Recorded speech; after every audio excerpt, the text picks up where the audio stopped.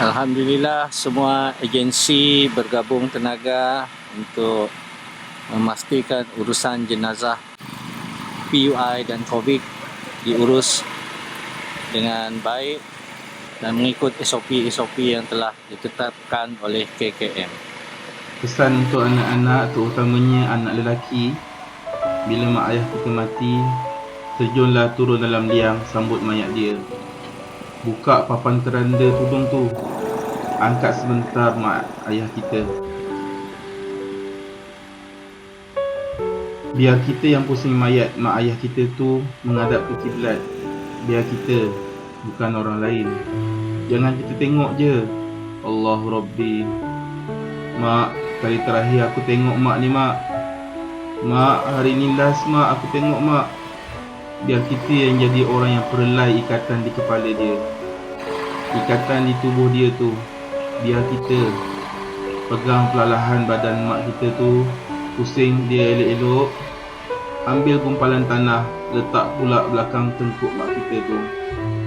Mak, last mak hari ni mak. Lepas dari ni aku tak tengok mak dah. Terlintas dalam hati, dalam kita duk pegang mak kita tu. Ingat sejak kita lahir, tangan mak ni yang suap ke mulut kita. Ingat hari pertama kita boleh berjalan, air muntah kita, dialah orangnya yang tak pernah tolak pun. Walau anak jahat mana pun kita tetap anak dia. Dia tak pernah buang pun kita. Takkan hari mak ayah kita mati, kita tak boleh terjun dalam liang dia, pusing badan mayat dia menghadap ke kiblat. Kalau kita ada 3-4 beradik, 4-4 beradik terjun dalam. Abang pegang belakang bang. Jangan kita duk harap dekat orang. Kita jadi anak, kita patut terjun dalam tu. Kita tak boleh baca talqin, kita naik atas, kita duduk kejap, dengar talqin yang terakhir untuk mak kita tu. Kita duduk kejap tepi kubur mak kita tu. Tengok macam mana ni last dah hari ni.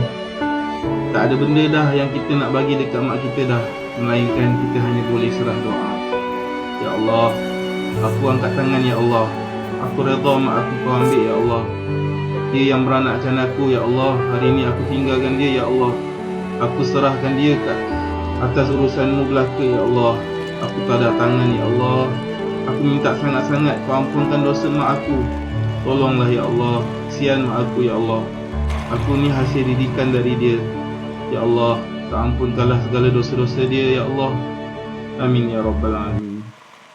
Kawan-kawan, kalau dosa mak sebegitu banyak pun, kita doa dengan Allah Ta'ala, beruntung mak kita.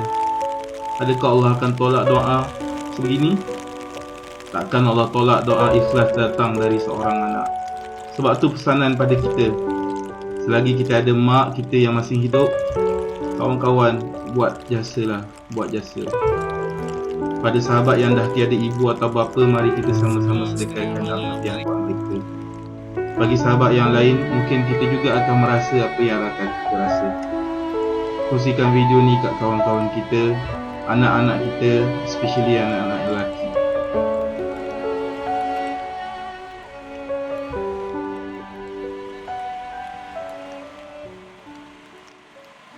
Hari ini kita berada di penghujung tahun, di penghujung bulan. Begitulah cepatnya hari itu berlalu. Hari berubah menjadi pekan, pekan menjadi bulan, bulan menjadi tahun, tahun menjadi windu, windu berubah menjadi abad. Yang mati hilang, yang dulu hidup kaya, hari ini hanya tinggal kenangan saja. Kemana mereka dulu yang hebat-hebat, bangsawan, para penguasa? Semuanya mati ditelan zaman. Yang tinggal hanya apakah dia orang paling baik, dicatat dengan tinta emas, atau dia orang paling jahat, dihujat, dicaci dan dimaki. Harimau mati meninggalkan belang, gajah mati meninggalkan gading, manusia mati meninggalkan nama, nama yang baik atau nama yang buruk. Wa tilkal ayyamu nudawiluha bainan nas. Demikianlah hari demi hari kami pergantikan di antara manusia. Untuk apa hari ini dirubah Allah Ta'ala Mengapa hari ini datang silih berganti dan kita ada di dalam zaman itu? Liya'lamallahu alladhina amanu.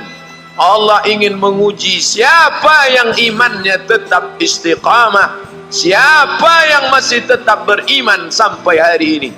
Khatib mengucapkan alhamdulillah, nikmat yang paling besar adalah nikmat istiqamah dalam iman dan Islam.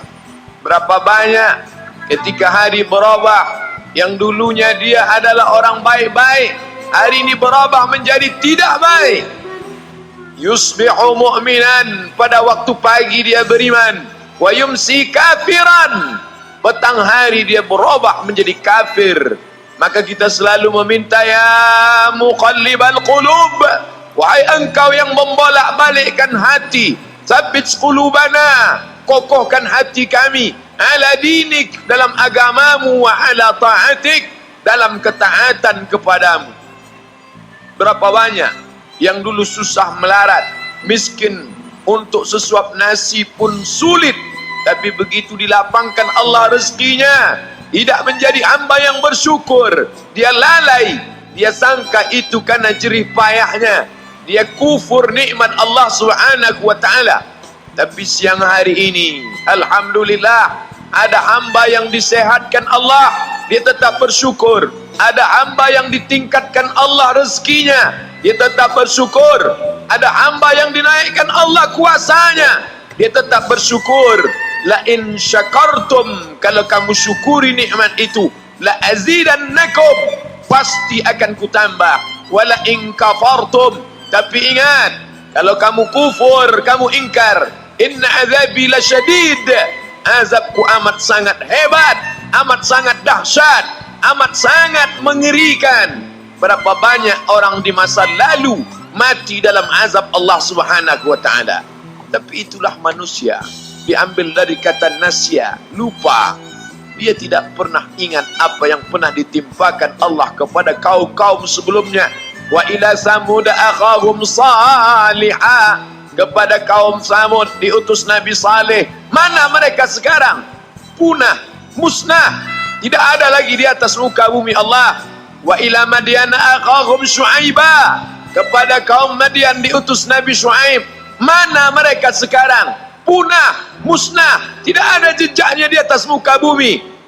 Wa ila Adin akhahum Huda, kepada kaum Ad diutus Nabi Hud.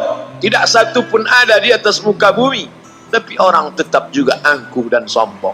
Memang itulah manusia yang berada di atas muka bumi Allah Subhanahu wa ta'ala. Maka orang-orang yang baik tidak pernah berhenti mengajak kepada kebaikan. Umat ini dikatakan baik bukan karena banyak ibadahnya.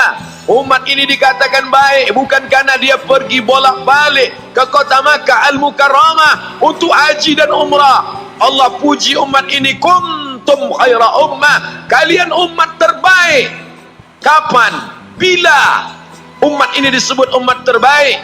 Ta'muruna bil ma'ruf, ketika engkau sanggup mengingatkan saudaramu dalam kebaikan.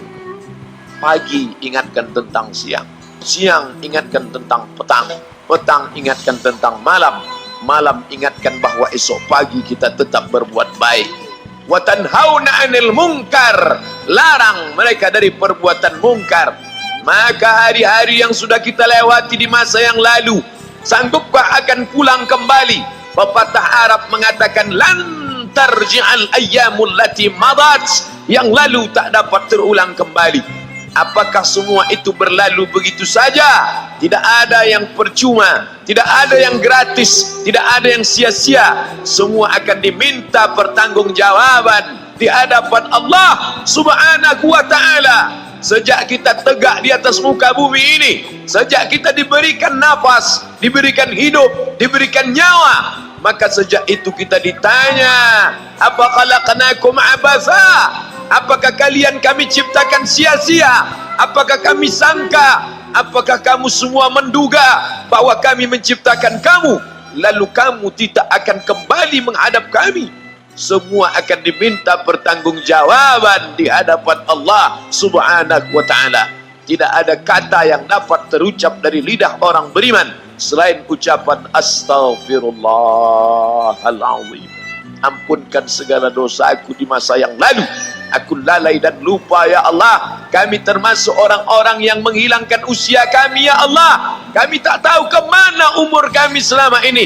Berapa jam untuk perbuatan dosa, berapa untuk perbuatan maksiat. Padahal ketika tiba masanya, kami semua akan menghadapmu, dan pada saat itu semua akan dihitung menit demi detik, semuanya tidak ada yang lepas daripada pengawasan. Inna alaikum lahafizin, bersama kamu ada malaikat hafazah kiraman mulia katibin, mencatat.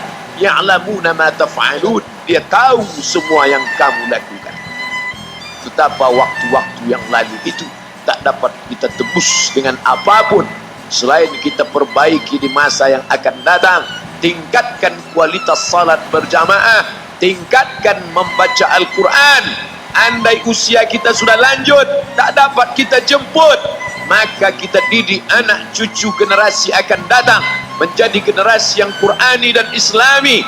Sab'atun yudhilluhumullah, ada 7 di antara yang dapat naungan Allah.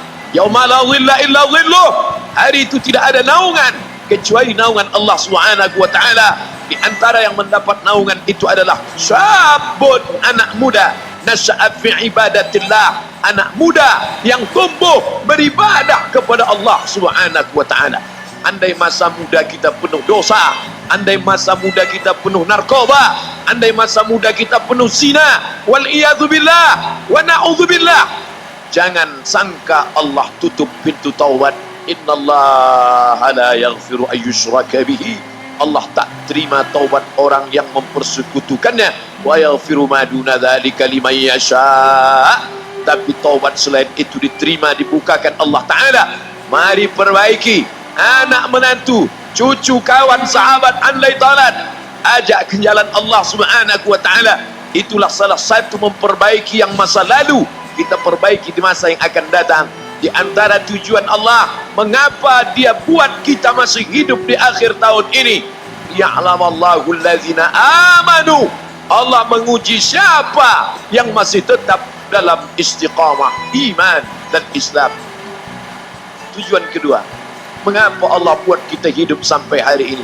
Wa yattakhidha minkum syuhada, wa yattakhidha minkum syuhada, Allah ingin melihat siapa di antara kita ini yang layak untuk menjadi syuhada, iskariman, hidup mulia, au mutsyahidan, atau mati syahid. Pilihan orang Islam tidak banyak. Kalau hidup, hidup mulia. Kalau mati, mati syahid. Jangan hidup hina, mati terlunta-lunta, tidak diterima Allah Subhanahu wa Ta'ala. Hidup mulia atau mati syahid dipersaksikan oleh para malaikat.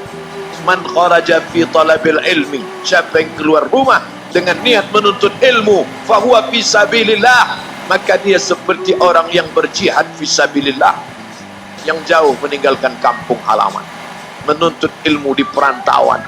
Jangan kau sangka kau anak yang terbuang, engkau adalah seorang syahid.